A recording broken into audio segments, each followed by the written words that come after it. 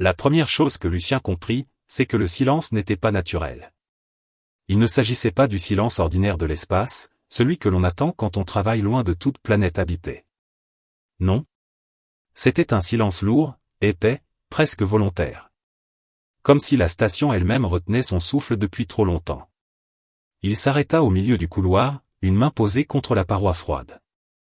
Les lumières blanches éclairaient parfaitement le passage, sans clignotement, sans défaut. Trop parfaite. Les systèmes tournaient avec une précision clinique. Rien n'était cassé. Rien ne manquait.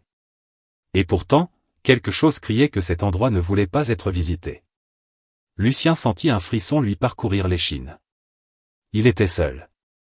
Complètement seul. Des milliards de kilomètres le séparaient de la première présence humaine connue. Et malgré cela, il avait l'impression d'être observé. C'est à cet instant précis qu'il comprit que cette mission ne se terminerait pas comme prévu. Vous regardez cette histoire parce que vous aimez les récits où l'humanité fait face à l'inconnu, où un simple choix peut changer le destin de milliers de vies. Bienvenue dans mon histoire. Si ce genre de science-fiction humaine vous touche, abonnez-vous à la chaîne pour ne rien manquer. Lucien reprit sa marche. Il avait été engagé comme ingénieur contractuel, un de ceux qu'on appelle quand une station isolée cesse de répondre correctement. Le travail était simple sur le papier, inspection complète, rapport, quelques réparations mineures si nécessaire, puis retour. 2 semaines, pas un jour de plus. Une mission bien payée, sans question. La station orbitale d'Orphée 9 était officiellement classée comme installation de stockage désaffectée. Une vieille structure laissée en veille, entretenue automatiquement, en attendant un démantèlement futur. Rien de glorieux. Rien de dangereux. Et pourtant, plus Lucien avançait, plus cette description lui semblait fausse. Il consulta son terminal portatif. Les relevés de température étaient parfaits. La pression stable. L'alimentation énergétique fluide, sans pic ni chute. Tout indiquait une station entretenue avec soin. Avec intention. Il murmura pour lui-même que quelqu'un avait récemment nettoyé les traces. Pas physiquement, non. Mais administrativement. Les journaux de bord montraient des lignes manquantes, des périodes entières réduites à des résumés vagues, comme si une main invisible avait gommé les détails. Lucien n'aimait pas ça. Il continua néanmoins son inspection, parce que c'était ce qu'il savait faire. Parce que les humains ont cette tendance étrange à avancer même quand l'instinct leur dit de reculer. Quelques heures plus tard, il retourna dans le module d'habitation. Il lança la machine à café, observa le liquide sombre couler lentement, et tenta de se convaincre que la fatigue amplifiait ses impressions. Il s'assit, consulta la documentation générale, parcourant des pages techniques sans intérêt. Puis il tomba sur une annexe. Le bloc cryogénique. Aucune explication. Aucun résumé.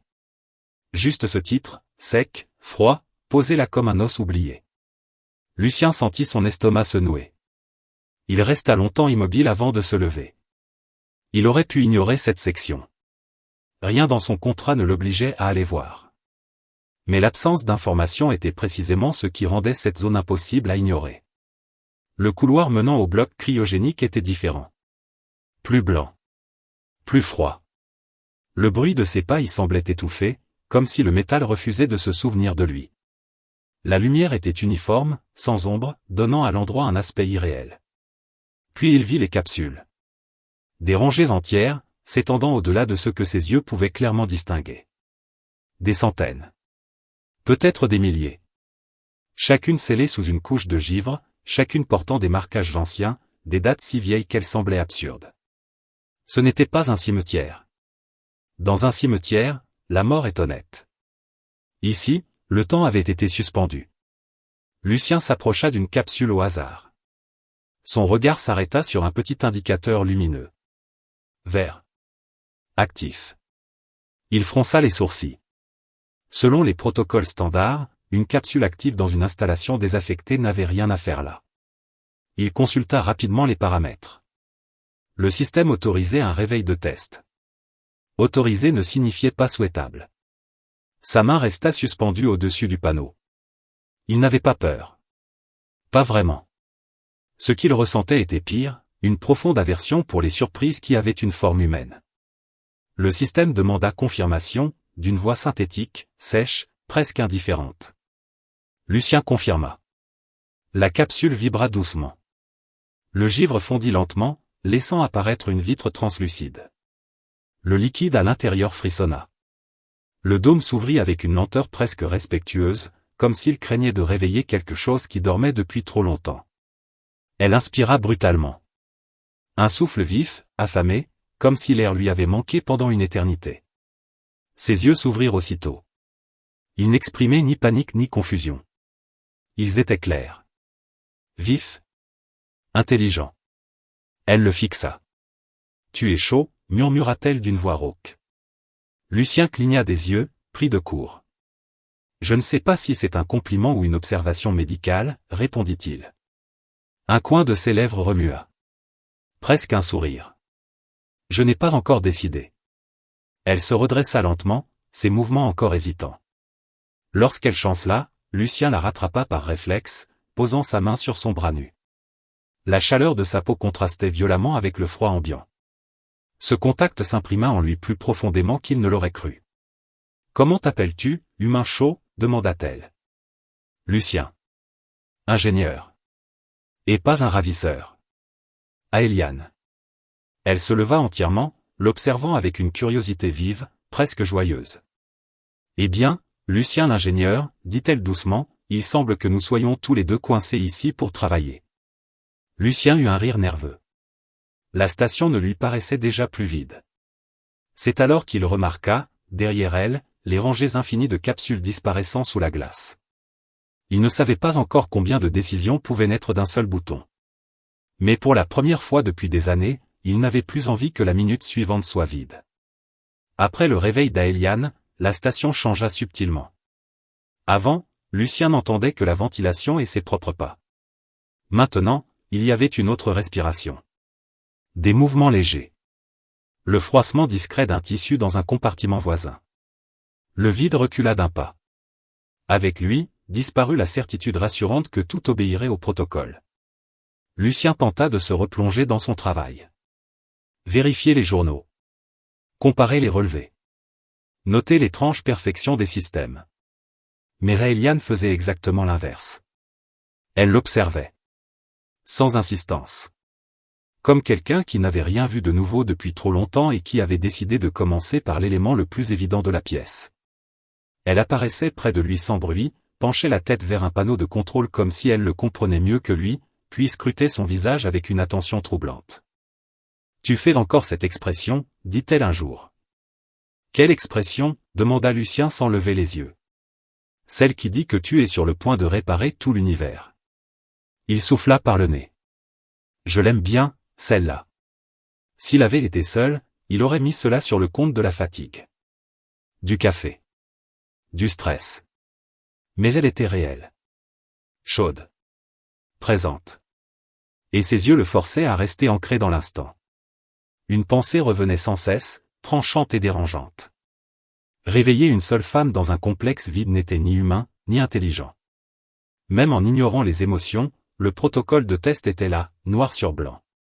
Il détestait quand un choix se déguisait en instruction. Pourtant, cette fois, cela l'arrangeait. Il pouvait agir selon les règles sans admettre qu'il refusait simplement de la laisser seule. Quand il retourna dans le bloc cryogénique, le froid lui sembla plus dense. Il choisit une autre capsule. Confirma. La lumière trembla. La vitre se dégagea. La femme à l'intérieur revint au monde lentement, comme si elle testait la solidité de la réalité avant d'ouvrir les yeux. Tout en elle était douceur. Les gestes. Le regard. La respiration. « Bonjour », dit-elle doucement. « Je m'appelle Lucien », répondit-il. Léora. Aéliane se tenait un peu en retrait, trop attentive pour être simple spectatrice. Lucien déclencha le troisième réveil presque sans y penser. Il comprit aussitôt que cette femme serait l'opposé de Léora. Elle se réveilla brusquement, comme si le sommeil l'avait insultée. Elle se redressa, observa, se leva, et s'approcha trop près de Lucien sans la moindre gêne. « Tu es humain », déclara-t-elle avec certitude. « Et grand », ajouta Lucien. Les deux vont souvent ensemble. « Sirène », dit-elle, comme si son nom avait déjà un poids. L'air changea. Lucien remarqua les détails minuscules. Qui lui tendait un outil en premier? Qui restait silencieuse mais proche? Qui observait sans parler, rendant ce silence plus lourd que des mots? Pour lui, cela ressemblait presque à un jeu étrange, amusant, au milieu de la glace et de l'acier. Mais quand il surprit leur visage, surtout quand elle pensait ne pas être observée, il comprit. Pour elle, ce n'était pas un jeu. C'était leur premier choix après un sommeil trop long. Et sous leurs pieds, des milliers d'autres attendaient encore, prisonnières de la glace. La mission de Lucien venait de changer, même s'il ne l'admettait pas encore. Et ce n'était que le début. Le 3e jour commença sans que Lucien s'en rende compte. Il n'y eut pas de réveil clair, pas de séparation nette entre le sommeil et l'éveil. Il ouvrit simplement les yeux, déjà fatigué, comme si son esprit n'avait jamais vraiment quitté la station. Le plafond du module d'habitation lui sembla plus bas que d'habitude. L'air, plus chaud. Chargé d'une présence nouvelle. Il resta allongé quelques secondes, écoutant. Avant, il n'y avait rien à entendre. Maintenant, il distinguait une respiration douce dans le compartiment voisin, un léger déplacement, le froissement d'un tissu. La station n'était plus une coquille vide. Elle avait un rythme. Lucien se leva lentement. Ses muscles étaient raides, non pas à cause du travail physique, mais du poids des pensées qui l'avaient empêché de dormir profondément. Il enfila sa tenue, passa une main sur son visage, puis sortit dans le couloir principal. Aéliane était déjà là. Elle se tenait près d'un panneau de contrôle, penchée légèrement en avant, comme si elle écoutait la machine. Elle tourna la tête en le voyant et esquissa ce sourire discret qu'elle utilisait quand elle voulait dire quelque chose sans être certaine de devoir le dire. « Tu fais ce pas-là quand tu es inquiet », remarqua-t-elle. « Quel pas ?» Celui où ton pied droit hésite une fraction de seconde avant d'avancer. Lucien s'arrêta, surpris. « Je fais ça ? » ?»« Oui. » »« Depuis hier. » Il soupira doucement. Il n'aimait pas l'idée d'être aussi lisible. Pourtant, une part de lui trouvait cela étrangement rassurant. Ils furent rejoints par Léora, qui avançait sans bruit, portant une caisse de rations qu'elle avait organisée avec un soin presque excessif. Chaque élément était aligné, étiqueté, prêt à être utilisé. Sirène arriva la dernière, démarche assurée, regard direct, comme si elle prenait déjà possession de l'espace. 3 femmes réveillées dans une station conçue pour n'en accueillir aucune. Lucien sentit la situation lui glisser entre les doigts. Ils mangèrent ensemble, autour d'une table trop grande pour eux. Personne ne parlait beaucoup. Ce n'était pas un silence inconfortable, plutôt un silence d'observation, de calcul discret. Chacune apprenait à lire les autres, à comprendre ce nouveau monde qui leur avait été rendu sans explication. Après le repas, Lucien retourna à son travail, ou du moins, à ce qui y ressemblait encore. Il ouvrit les registres internes, replongea dans les données. Mais cette fois, il ne cherchait plus seulement des anomalies techniques. Il cherchait une intention. Les lignes effacées, les résumés vagues, les absences trop nettes formaient désormais un motif. Quelqu'un avait voulu que la station paraisse abandonnée tout en restant parfaitement fonctionnelle. Un mensonge soigneusement entretenu sur des siècles.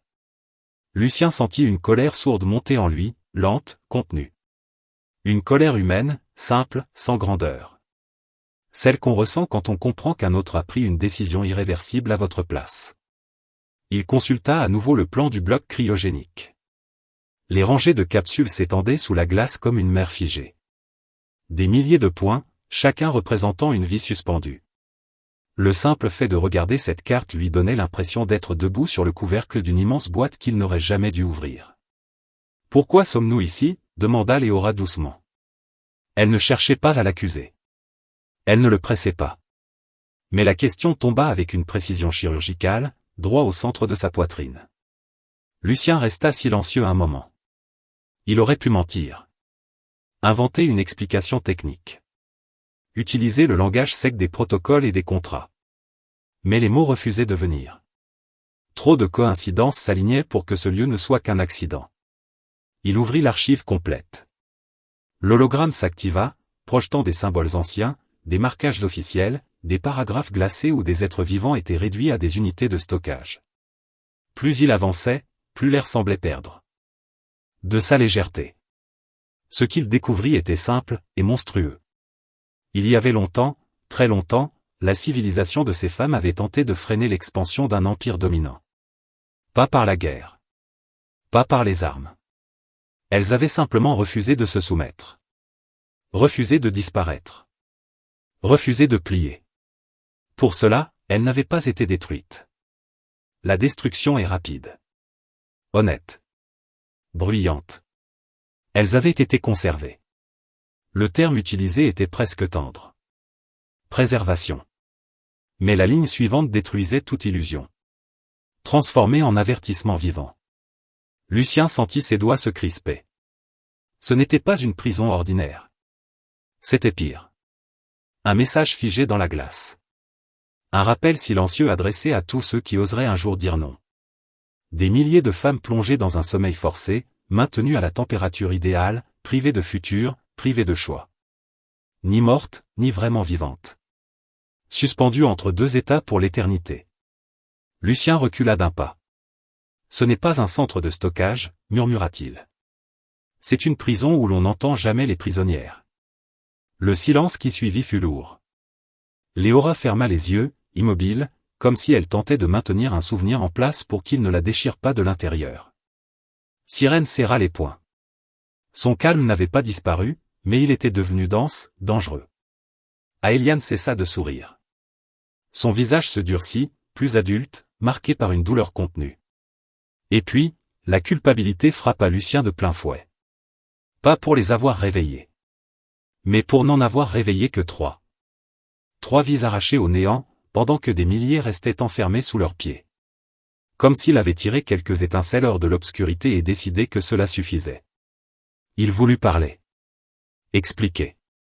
S'excuser. Trouver des mots justes.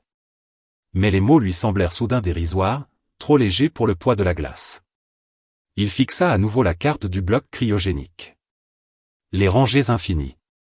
Et quelque chose se stabilisa en lui. Une clarté froide, nette. Le genre de clarté qui rend le froid presque confortable. Il avait déjà appuyé une fois. Il n'y avait pas de retour possible. Et s'il continuait, ce ne pouvait pas être à moitié. Pas prudemment. Pas raisonnablement. Tout ou rien.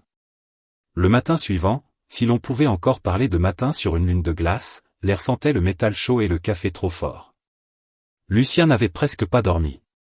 Son esprit avait tourné en boucle autour d'une idée simple, impossible à chasser. 3 femmes réveillées n'étaient pas un sauvetage. C'était une exception.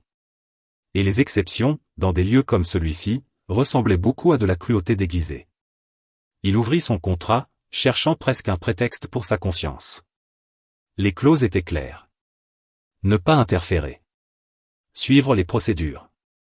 Éviter toute escalade. Des mots faciles à écrire depuis un bureau confortable, loin de la glace et du silence. Il referma le fichier. Dans son rapport, il nota simplement la découverte d'un bloc cryogénique biologique. Même là, il n'arriva pas à écrire le mot prison. Il recommença ses calculs. Encore et encore. L'énergie disponible était suffisante si les réveils se faisaient par vagues. Les circuits thermiques tiendraient à condition de limiter les pics de pression. La ventilation devrait passer en manuel, sinon l'humidité submergerait les filtres. Il faudrait des couvertures thermiques, des rations prêtes, un espace médical improvisé. Des repères visuels pour éviter que les nouvelles réveillées ne se perdent dans des couloirs identiques. Rien de tout cela n'était impossible. Et cette évidence le rendait malade. Parce que si c'était faisable, alors il devenait responsable. Sirène faisait les 100 pas dans le module d'habitation, comme un prédateur contenu. Son énergie débordait, cherchant une direction. Léora faisait l'inverse. Elle empilait méthodiquement tout ce qu'elle trouvait. Trousse médicale, couverture, packs alimentaires. Construire des kits d'accueil pour des milliers de femmes avait quelque chose d'absurde. Mais dans cette absurdité, il y avait du soin. Du respect. Aéliane s'approcha de Lucien sans un bruit. Elle ne posa pas de questions. Ne tenta pas de le convaincre. Elle regarda simplement la carte avec lui, comme si elle voyait des visages là où il ne voyait encore que des points. « Tu as déjà décidé ?» dit-elle finalement. « Ce n'était pas une question » répondit-il après un moment. Il tenta de plaisanter, mais sa voix se brisa légèrement. Et je crois que c'est la chose la plus honnête que j'ai dite depuis des jours.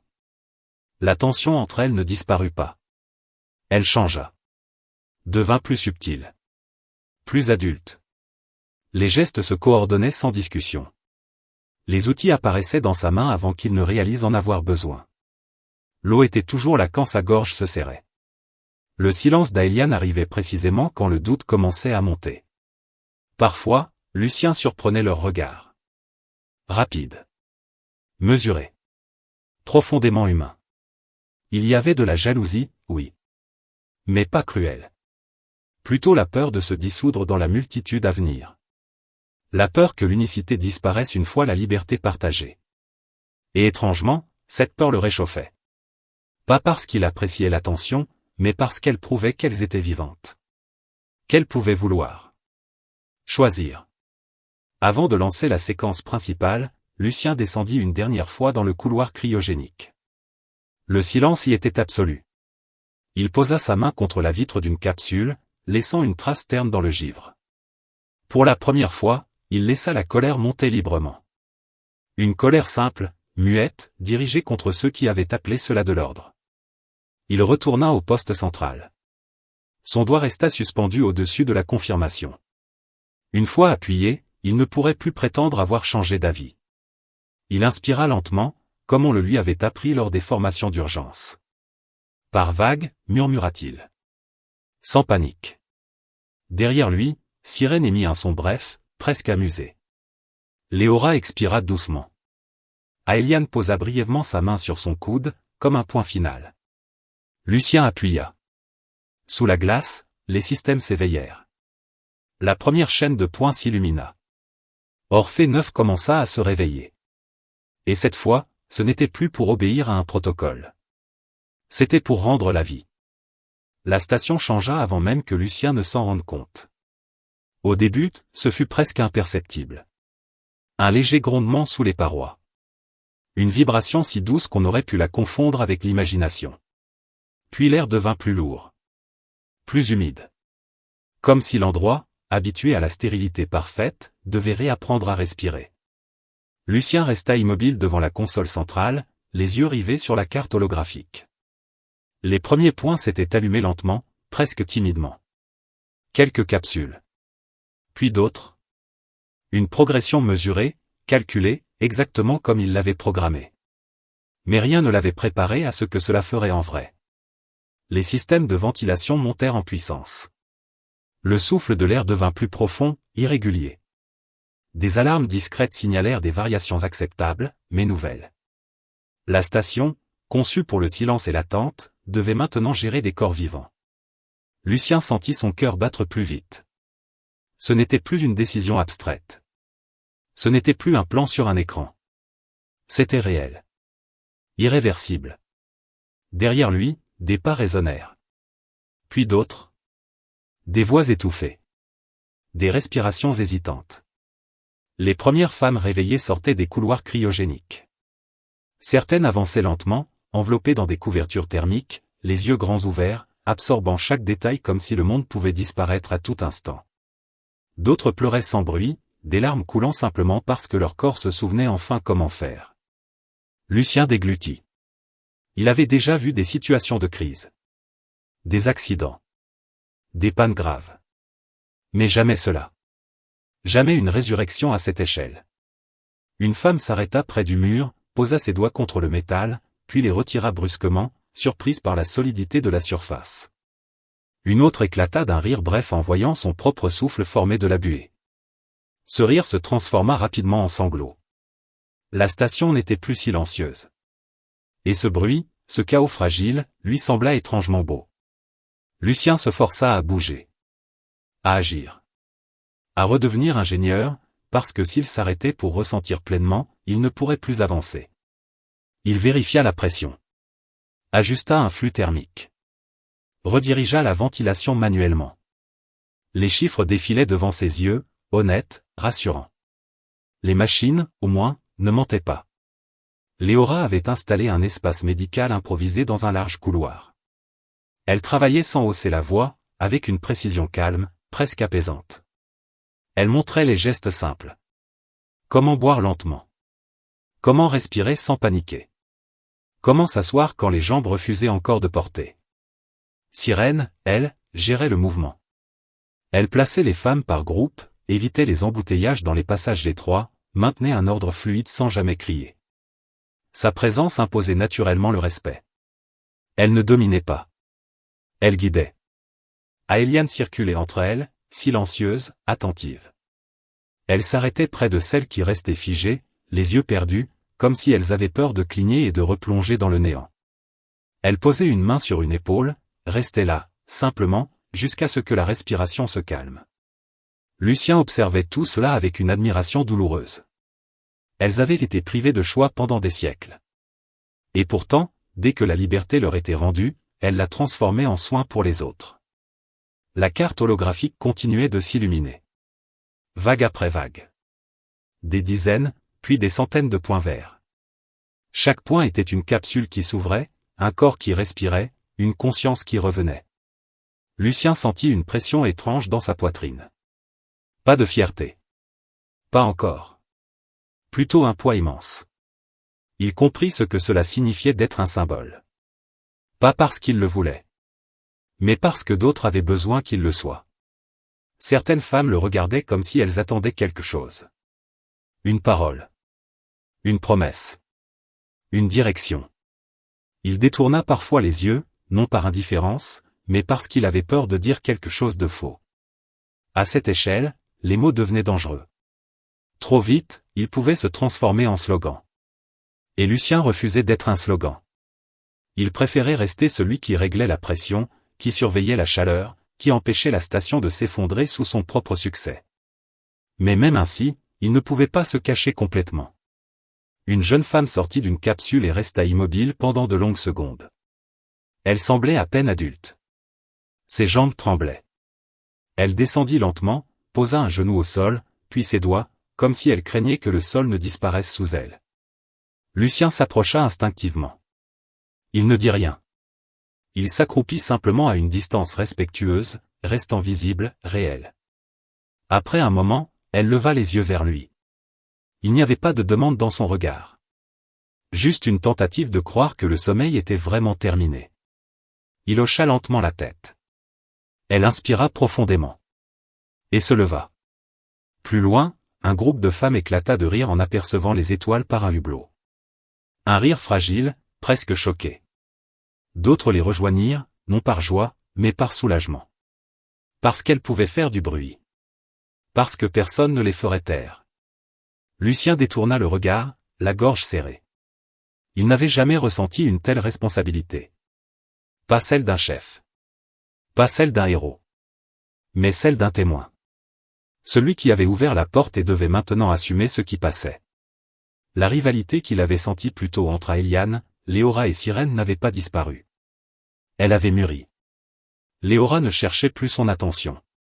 Elle était là où elle devait être, au milieu des siennes, apportant une stabilité silencieuse. Sirène maintenait la ligne, ferme, concentrée, protégeant l'ensemble comme une structure vivante. Aéliane, elle, continuait de graviter près de Lucien sans jamais l'entraver. Et pourtant, il sentait leur regard. Pas possessif. Inquiet. La peur de se dissoudre dans la multitude maintenant que la liberté appartenait à toutes. Lucien comprit que cette peur était légitime. Et profondément humaine. À la fin de la troisième vague, ses mains commencèrent à trembler. L'adrénaline retombait. La fatigue le rattrapait d'un coup, brutal. Il s'assit contre une paroi, glissant lentement jusqu'au sol, sans chercher à paraître fort. Aéliane le rejoignit et s'assit à côté de lui. Elle ne posa pas de questions. Ne fit aucun discours. Elle resta simplement là, son épaule proche de la sienne. Cette proximité suffit à l'empêcher de se briser. Tu tiens bon honnêtement, dit-elle doucement. Il hocha la tête, incapable de répondre autrement. Quand les derniers points commencèrent à s'allumer sur la carte, Lucien ressentit un calme étrange. Une certitude silencieuse. La prison ne pouvait plus se faire. Passer pour un simple archivage.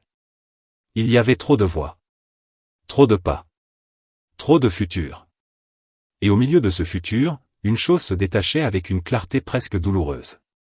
À côté d'Aéliane, il se sentait calme. Pas parce qu'elle promettait quoi que ce soit, mais parce qu'elle restait. La dernière vague se termina sans fanfare. Un simple changement de couleur sur l'écran. Les modules cryogéniques passèrent un à un hors ligne. La carte, qui avait pulsé comme un cœur affolé, se stabilisa enfin. Lucien resta debout devant la console, incapable de bouger.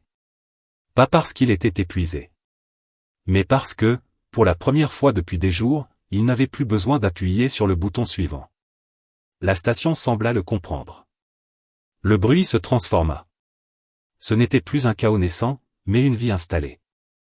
Des conversations basses. Des rires hésitants. Le froissement des vêtements. Des pas prudents. Des femmes se regroupaient. Certaines se tenaient la main. D'autres cherchaient des visages familiers. Quelques-unes s'asseyaient simplement, laissant le temps recommencer à couler à travers elles. Lucien capta des fragments de paroles. Elle parlait du futur comme s'il avait toujours été là, juste derrière une porte fermée. Et ce qui le frappa le plus, ce fut ce qui n'arriva pas. Personne ne lui demanda de rester. Personne ne tenta de transformer la liberté en dette. La gratitude venait en gestes simples. Un regard. Un signe de tête. Une main effleurant la sienne en passant. Il eut du mal à maintenir une expression neutre. Les navettes furent préparées rapidement, presque calmement.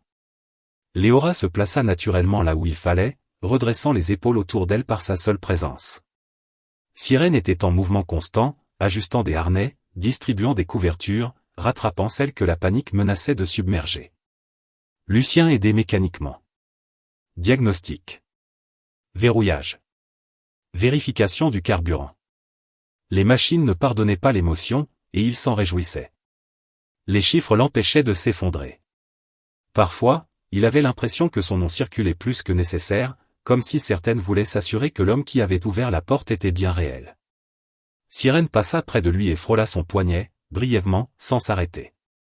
Puis elle continua, sans se retourner. Léora s'arrêta un instant, ajusta une couverture sur les épaules d'une femme tremblante, puis croisa son regard. Il y avait dans ses yeux une confiance si calme que Lucien se sentit presque honteux de ses doutes.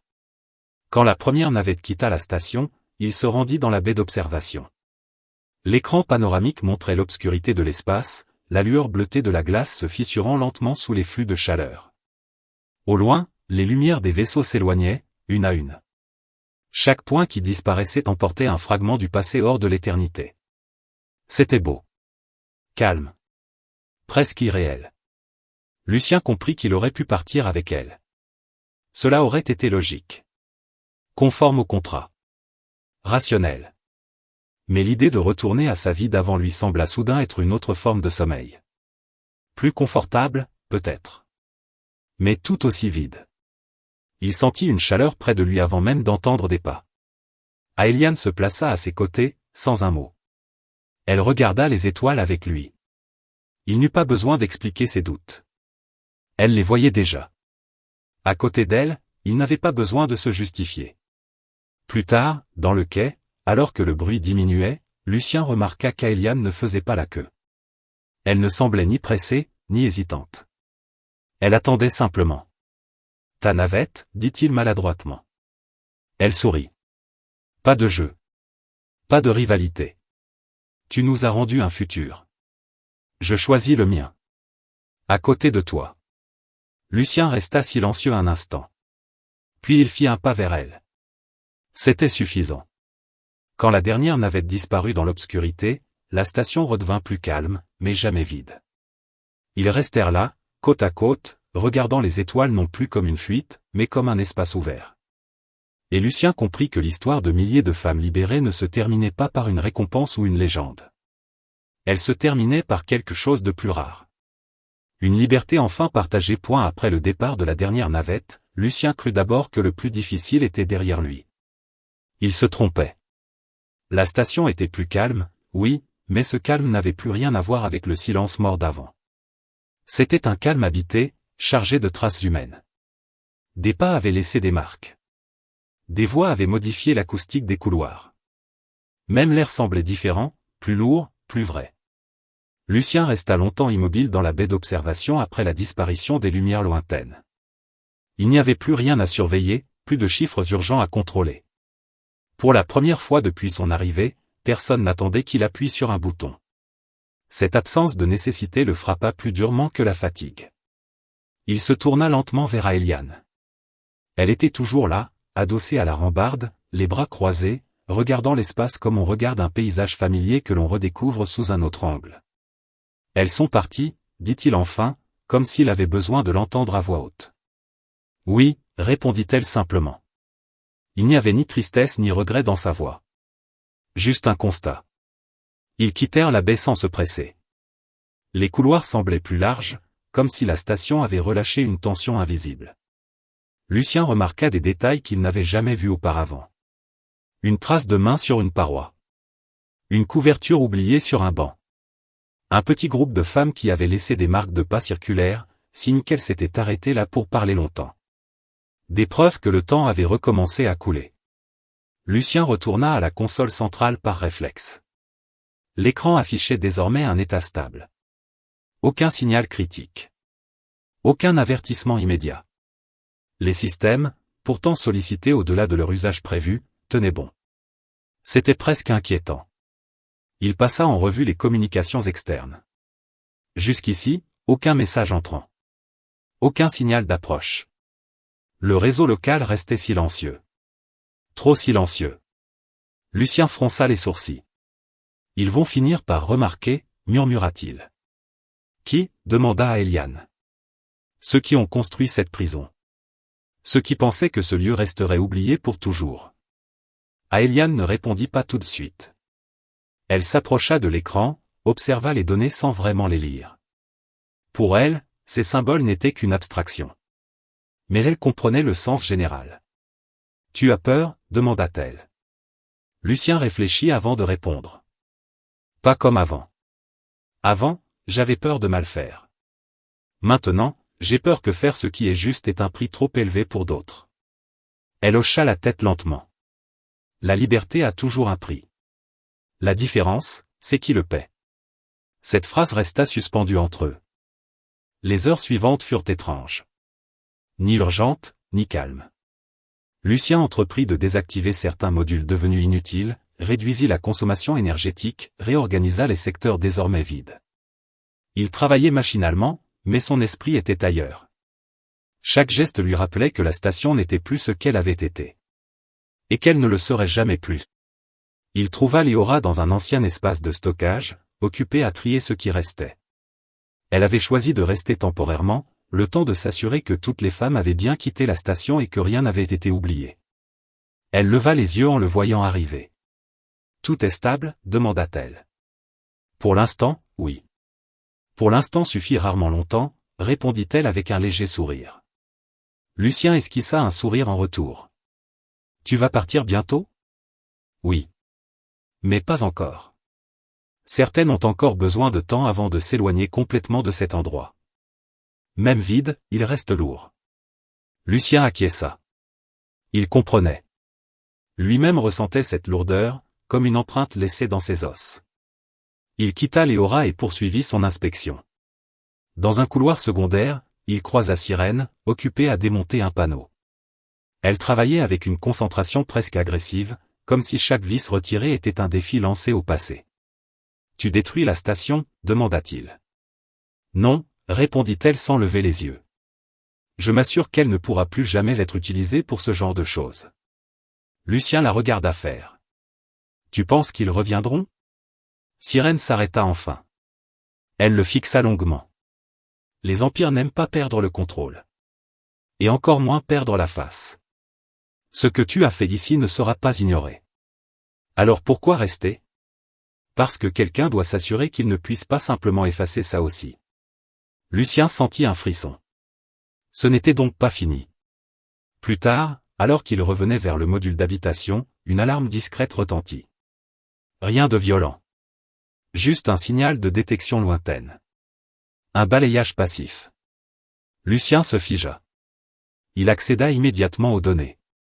Une signature énergétique inconnue venait d'apparaître aux limites du système. Lointaine, mais réelle. Quelqu'un regardait. Aeliane, appela-t-il. Elle arriva aussitôt, lisant la tension sur son visage. Ils sont là, dit-il. Pas encore proches. Mais assez pour savoir que quelque chose a changé. Aelian ne montra aucune panique. Elle se contenta de poser une main sur la console, comme si elle pouvait sentir la station à travers elle. Que vas-tu faire? Lucien inspira profondément. C'était la question qu'il redoutait depuis le début. Je vais rester, répondit-il. Assez longtemps pour m'assurer que ce lieu ne redeviendra jamais un tombeau. Même si cela te met en danger? Oui. Aelian le regarda longuement. Puis elle sourit, doucement. Alors je reste aussi. Les jours suivants furent tendus. Lucien renforça les systèmes de communication, enregistra des copies complètes des archives découvertes, les prépara à être transmises automatiquement si la station venait à être compromise. Il laissa des preuves. Trop de preuves pour être effacées facilement. Il ne se voyait toujours pas comme un héros. Il se voyait comme un homme qui avait ouvert une porte et refusait maintenant de la refermer. Léora finit par partir, après avoir serré longuement Lucien dans ses bras. Un geste simple, sans mots. Sirène resta plus longtemps, jusqu'à ce qu'elle juge son travail terminé. Lorsqu'elle monta à bord de sa navette, elle se tourna une dernière fois vers Lucien. « Tu as changé quelque chose de fondamental, dit-elle. Même s'il tente de le nier. » Puis elle partit. La station redevint presque vide. Presque.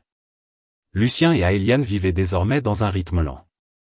Ils partageaient les repas, les silences, les veilles. Il n'y avait pas de promesses formelles. Juste une présence constante, choisie. Un soir, alors que Lucien observait une nouvelle fois les données de détection, le signal lointain se renforça. Plus proche. Plus net. Il sentit son cœur se serrer. Ça approche, dit-il. Aelian se plaça à côté de lui. Tu regrettes? Lucien réfléchit longuement. Non. J'ai peur, oui. Mais je ne regrette pas. Si je devais recommencer, j'appuierais encore sur ce bouton. Elle posa sa tête contre son épaule. Alors quoi qu'il arrive, ce sera suffisant. Lucien regarda l'écran, les lignes de données, les chiffres froids. Pour la première fois, il comprit pleinement ce que signifiait être humain face à l'immensité. Ce n'était pas conquérir. Ce n'était pas dominer. C'était choisir de ne pas détourner le regard. La station d'Orphée 9 flottait toujours au-dessus de la lune glacée. Mais elle n'était plus un symbole de peur. Elle était devenue un témoignage. Et Lucien était prêt à en assumer les conséquences. Quoi qu'elles soient. Lucien sut que l'attente était terminée quand la station vibra une seconde fois. Ce n'était plus le frémissement discret d'un balayage lointain.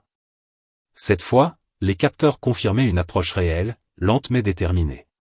Quelqu'un venait. Pas par hasard. Pas pour explorer. Pour vérifier. Il resta debout devant la console centrale, immobile, les mains posées à plat, comme s'il pouvait transmettre sa stabilité à la station elle-même. L'écran projetait des trajectoires nettes, calculées, trop précises pour appartenir à de simples voyageurs. Aelian se tenait derrière lui. Il n'avait pas besoin de se retourner pour savoir qu'elle était là. Sa présence était devenue aussi naturelle que la respiration. « Ils arrivent, dit-il calmement. »« Je sais, répondit-elle. » Il y eut un long silence. Pas un silence vide. Un silence plein de tout ce qui avait mené à cet instant. Les capsules ouvertes. Les voix revenues. Les choix faits sans certitude. Lucien inspira profondément. « Je vais transmettre les archives, dit-il. Toutes. Pas seulement ce qu'ils ont fait ici. Mais pourquoi? Comment? Et ce qu'ils ont essayé d'effacer. Ils vont nier, répondit Aelian. Oui. Mais ils devront nier devant le reste des mondes. Pas dans l'ombre. Il activa la séquence de diffusion. Les données compressées quittèrent la station en vagues régulières, se propageant vers les relais civils, les réseaux indépendants, les communautés lointaines. Il ne cherchait pas l'accord d'un pouvoir central. Il cherchait des témoins. Lucien n'avait jamais cru que la vérité seule suffisait. Mais il croyait profondément que le silence, lui, suffisait toujours à nourrir les pires crimes. La transmission achevée, il se laissa tomber dans un siège, soudain épuisé.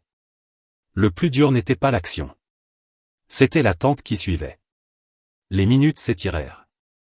Puis le signal arriva. Une demande de communication directe. Lucien la fixa longuement avant d'accepter. Il savait que ce moment définirait tout ce qui suivrait. Il n'y aurait pas de retour possible après cet échange. L'écran s'illumina, révélant une silhouette encadrée par une interface froide. Un visage maîtrisé, sans émotion apparente. Une voix posée, trop posée. Station d'Orphée 9, ici le commandement impérial. Vous êtes en violation grave des protocoles de conservation. Identifiez-vous. Lucien redressa légèrement les épaules. Je m'appelle Lucien. Ingénieur contractuel. Et cette station n'est plus un site de conservation. Un silence bref suivit. Calculé. Les unités stockées ici relevaient d'une mesure légale de stabilisation historique, répondit la voix. Vous avez compromis un équilibre ancien. Lucien sentit une chaleur monter dans sa poitrine. Pas de colère explosive. Une colère claire, froide. Vous appelez cela un équilibre? Des milliers de femmes privées de temps, de choix, de futur? Ce n'était pas une stabilisation. C'était une menace figée. Elle représentait un risque civilisationnel, répliqua la voix. Leur opposition aurait entraîné des conflits majeurs. Non, répondit Lucien. Leur existence vous rappelait simplement que tout le monde n'accepte pas l'autorité imposée. Vous n'avez pas évité un conflit. Vous l'avez différé en enfermant des vies.